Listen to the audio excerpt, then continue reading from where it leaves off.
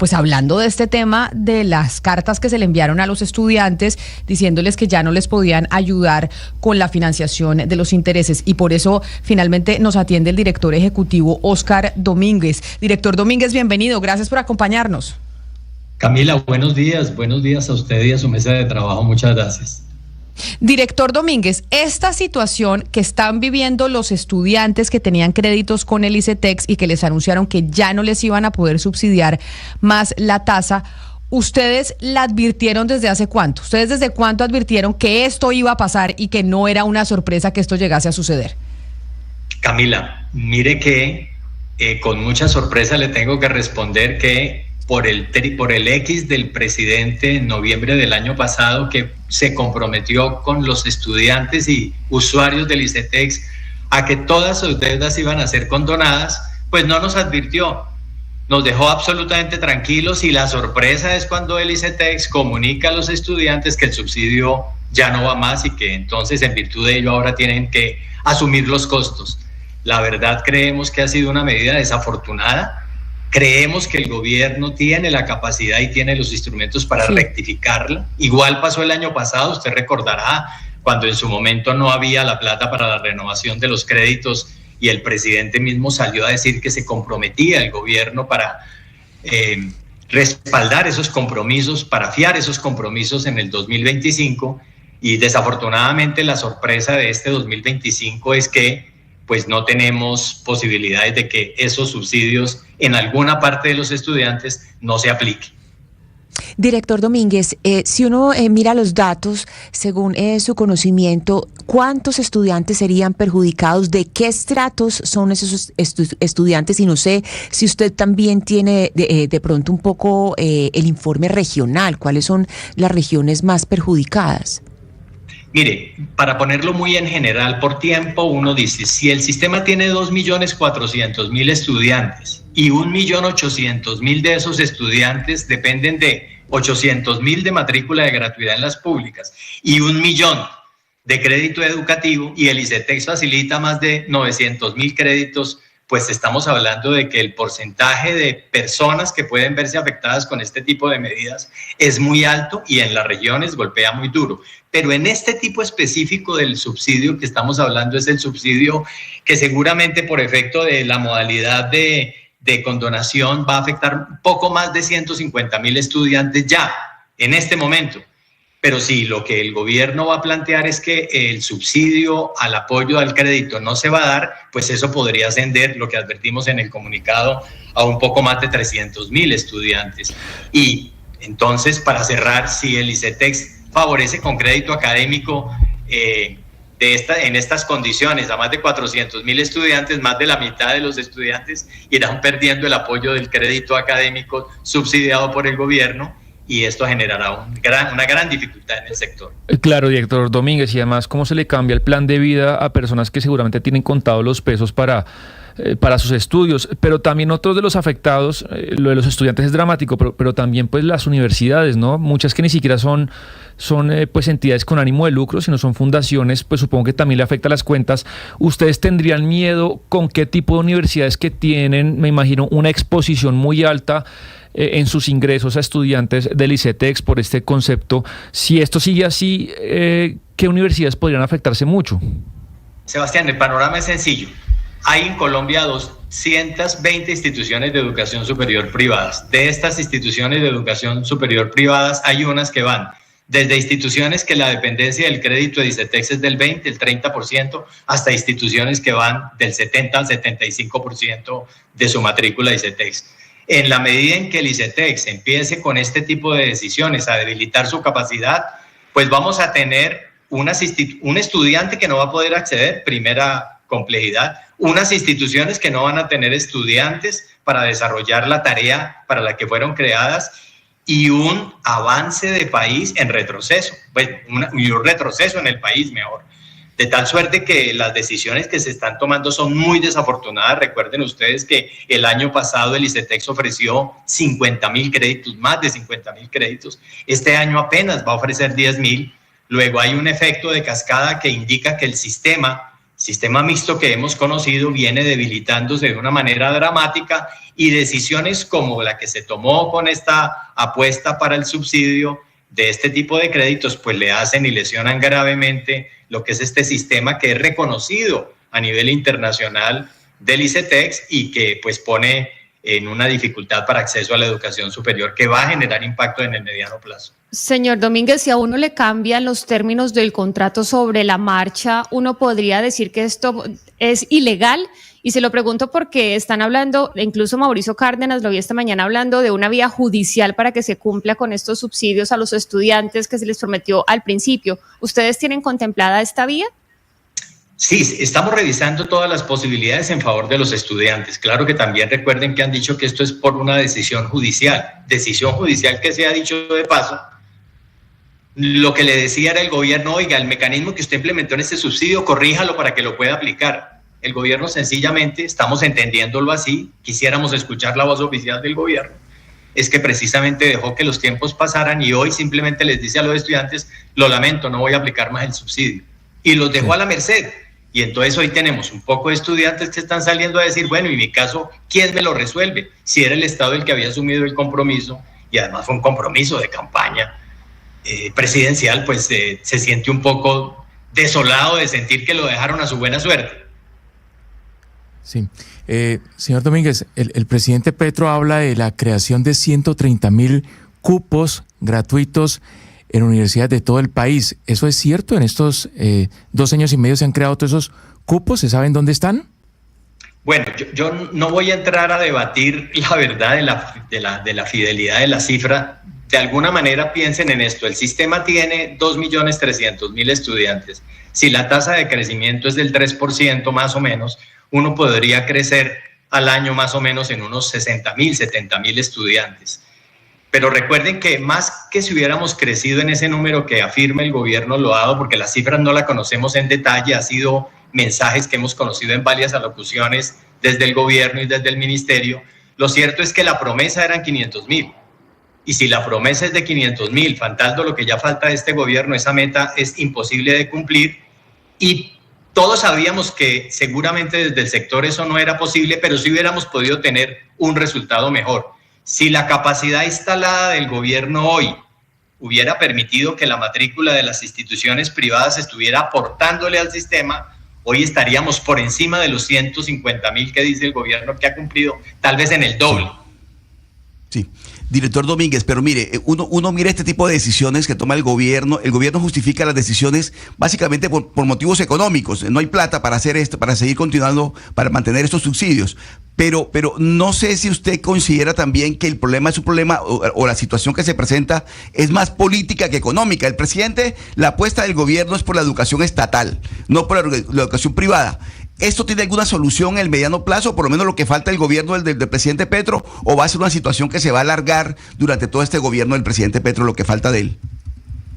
Sin duda los mecanismos de gratuidad en la educación eran algo que la sociedad colombiana venía reclamando desde hace mucho tiempo, pero es evidente que las indicaciones en la cobertura, los avances en la cobertura que ha tenido Colombia no podrán darse solamente con la vía de lo privado en un periodo de gobierno, ni siquiera en 2. Si Colombia quisiese llegar a estatizar su matrícula, debería ser un proyecto de por lo menos 20 años, que es el crecimiento que hemos tenido desde el 92 a la fecha, donde hemos podido prácticamente triplicar la cobertura en educación, cuadruplicar la cobertura en educación.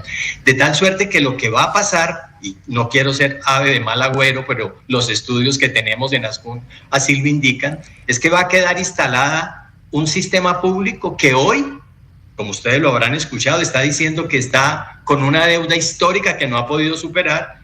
Y si eso queda instalado de esa manera, pues lo que vamos a tener es un sistema público absolutamente debilitado, no el año entrante, sino en 5 o 10 años. La pregunta es, ¿esa es la ruta que nos conviene como país? ¿O fortalecemos un sistema en sus ambas modalidades y le damos a cada uno la posibilidad de que aporte a la nación? Esas son las preguntas que quedan para una política pública que se está ejecutando en este momento y que nos parece que, si bien es llamativa, tiene muchas dificultades de sostenibilidad en el mediano y largo plazo. Director Domínguez, en estos micrófonos el ministro Rojas Medellín dijo que el ICETEX no tenía que ver con su sector. Pues nosotros aquí en la mesa de trabajo como que no podíamos creer esas declaraciones, pero cuando él hizo pues esa afirmación en Blue Radio, ¿ustedes qué lectura hicieron en Ascún o si vieron venir que esto iba a pasar? Voy a responderlo como lo reaccionamos. Menos mal que corrigió. Definitivamente esa fue la respuesta. Nos agradó mucho que el ministro rápidamente hubiera corregido y hubiera dicho que él sí es el presidente de la Junta Directiva del ICETEX, que si bien es cierto el ICETEX tiene una dependencia del Ministerio de Hacienda por las características que tiene su naturaleza, el ministerio no es ajeno a la realidad del ICETEX y por eso de alguna manera es el que en buena medida dinamiza la capacidad de gestión de los recursos de Hacienda por el sector. No lo hace el ministro de Hacienda, es el ministro de Educación el que agiliza ante el Ministerio de Hacienda las necesidades del instituto, de tal suerte que creemos que en buena medida también somos conscientes de que el ministro en buena medida corrigió una decisión que en su momento pudimos haberla interpretado mal muchos.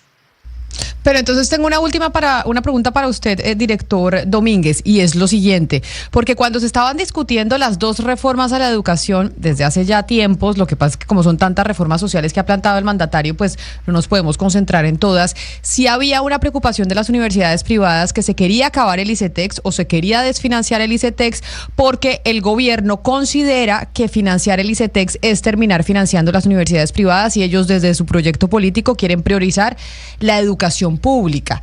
¿Ustedes siguen pensando eso, que esa es la intención del gobierno nacional, debilitar el ICETEX para no darle recursos a la universidad privada desde el gobierno nacional, sino dedicar eso principalmente a la pública?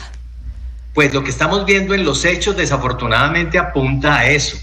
No aumentar los créditos, no apoyar los subsidios. Nosotros creemos que hay una mirada equivocada y una mirada equivocada es porque si el sector tiene, insisto, 2.400.000 estudiantes, 1.800.000 de ellos dependiendo de apoyo, 800.000 por la pública y 1 millón en la privada, y dependen de crédito y son los estratos 1, 2 y 3, pues la ecuación, la intención puede ser absolutamente interesante, pero absolutamente inviable.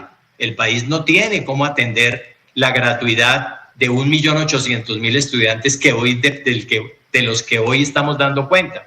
Es el sistema del ICETEX el que ha permitido, con el crédito educativo, más los esfuerzos de las instituciones, tener a cientos de jóvenes, más de 1 millón de jóvenes vinculados al sistema que dependen de crédito, una parte del ICETEX y otra de las instituciones. Cierro con esto, Camila. El crédito de ICETEX es el crédito de largo plazo. Hoy, por las realidades de las decisiones del país, ya las instituciones y muchos otros mecanismos resuelven el crédito de corto y mediano plazo. Pero el crédito de largo plazo, cuyo único y mayor beneficiario es el estudiante del estrato 1 y 2, se está cerrando. De hecho, este año ya no hay crédito de largo plazo. Yo creo que los hechos, María Camila, dan cuenta de que por esa ruta el país está cometiendo un grave error, marchitando primero las posibilidades de acceso, segundo, impidiendo que las instituciones que han venido haciendo una tarea por más de 400 años en Colombia no puedan continuar, y tercero, pues generando una alteración en unas condiciones que el país jamás está en condiciones hoy de resolver, que es dar matrícula gratuita en educación superior. Pues director Oscar Domínguez, director ejecutivo de Ascún, precisamente la Asociación de Universidades de Colombia, gracias por atendernos y pues por contarnos también la posición que tienen ustedes desde el gremio de las universidades sobre este mensaje que están recibiendo quienes son beneficiarios de los créditos del ICETEX. Un saludo especial. María Camila, muchas gracias. Ojalá el gobierno rectifique. Gracias. Es realmente miserable, Camila, me parece a mí, porque uno tiene que ponerse el pellejo de cómo se planifica financieramente algo. Desde las personas más ricas hasta las más pobres planifican su vida, y un crédito es algo muy delicado en el que se planifica. Y usted, si se sienta con el Estado, porque acá está leyendo un poco el procedimiento para legalizar un crédito, esto, Camila, no es que el Estado te dé 80.000 pesos para un mercado, no, esto es muy serio. Se sientan dos personas, se legalizan unos documentos, se hace un proceso, se sientan, se tiene que firmar unos pagarés, a usted le ofrecen unas condiciones financieras y a los 2 meses se las cambian. Pues yo no soy abogado, pero estoy seguro que esto no se puede hacer, que se podría hacer una demanda legal, o que los beneficiarios no se pueden quedar sentados de brazos, que no, el gobierno no me lo va a dar, bueno, qué lástima, porque les están cambiando las condiciones en las que se firmó. Yo me preguntaría, que ayer le hacía la pregunta, ¿qué pasa con Luis Alfonso Jaramillo si un ciudadano desacata la fiscalía? Por ejemplo, yo hoy me hago la misma pregunta, pero ahora con este tema. ¿Qué le pasaría, Camila, a Bancolombia de la vivienda? Por ejemplo, si firman miles de créditos hipotecarios a tasa fija, con Lucas, con Hugo Mario o con quien sea, y a los 2 meses la vivienda y Bancolombia dicen, no señor, la tasa ya no es al 7 como la firmamos en mi oficina, sino la tasa ahora es al 15. ¿Por qué? Porque se me da la gana. Le aseguro que la superfinanciera está el otro día con los colmillos cerrando a Bancolombia, con toda razón, porque eso no se puede hacer. Entonces yo creo que esto no se puede hacer, y es sí, realmente un drama para miles de familias que les arruinan el proyecto de vida de corto plazo, por lo menos. Sí, lo cierto, Sebastián, es que el gobierno de Gustavo Petro sí ha querido acabar desde hace tiempo con el ICETEX, y lo dijo públicamente el ministro de Educación, Daniel Rojas, en noviembre del año pasado, que no quería un ICETEX como lo conocíamos hoy. Habló de bancarizarlo, de convertirlo en un banco, y ahora que, claro, los jóvenes pegan el grito en el cielo por lo que está pasando con el tema de la tasa cero interés y de los créditos, sale el presidente Petro a decir que la culpa es de la Corte Constitucional. Entonces, pues no sé, creo que hay una intención marcada del gobierno que se había expresado públicamente y que ahora se quiere desviar la atención de la opinión pública frente al tema. Y sobre lo que dice Sebastián, esas cosas que está haciendo el Estado, que si fuese un particular el que las hiciera, pues ya le caería todo el peso de la ley. Imagínese, Sebastián, que uno le tuviera que pagar los impuestos a la DIAN, como le ordenó la Corte Constitucional al ministro Guillermo Alfonso Jaramillo, que le tenía que pagar a las EPS sus deudas pendientes. Y uno a la DIAN, oiga, no sabe qué, señores, yo les pago en 4 meses. Le clavan el interés, porque además el interés por mora que le cobra uno en la DIAN es venenoso. O sea, demórese un poquito pagando sus impuestos, Oscar, y verá lo que le cobran. Camila, le exigen a las entidades públicas lo que el gobierno no puede cumplir. Realmente el gobierno no puede cumplir, y está pasando algo muy curioso, Camila, con esto, y es que el modelo que plantea el gobierno de estatización de la educación no es viable. Ya lo acabamos de escuchar, no es viable, pero el gobierno insiste con eso, con toda la irresponsabilidad que eso genera. Pero digamos, Oscar, perdón, Camila, si lo quiere estatizar, que a usted y yo no nos puede gustar, es otra discusión, pero es que eso ni siquiera se ha hecho, Oscar. Mi punto es que si su plan era estatizar, pues el 7 de agosto del 2022 lo cuenta y hace un plan para hacer eso, pero es que ellos siguieron firmando créditos del ICETEX.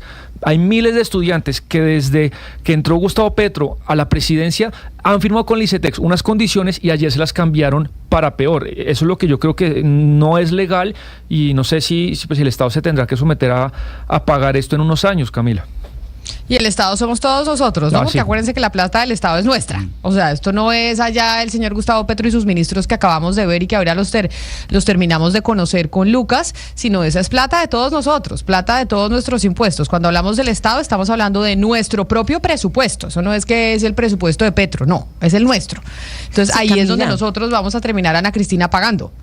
Sí, y hay una cosa aquí que es muy triste, y es otra vez pensar que la educación pública y la privada son excluyentes, que lo uno es excluyente de lo otro. Es decir, lo que se le quita por estos subsidios, lo que se quita es un 6%, es una cosa mínima por estos subsidios al ICETEX. Entonces, esto lo que hace es reforzar esa idea de que la educación pública y la privada son excluyentes, y eso no puede ser así. La universidad pública merece toda la atención, todos los recursos, merece absolutamente todos los esfuerzos del gobierno, pero por favor, no eso en detrimento de la educación privada y de los estudiantes que optaron por la educación privada.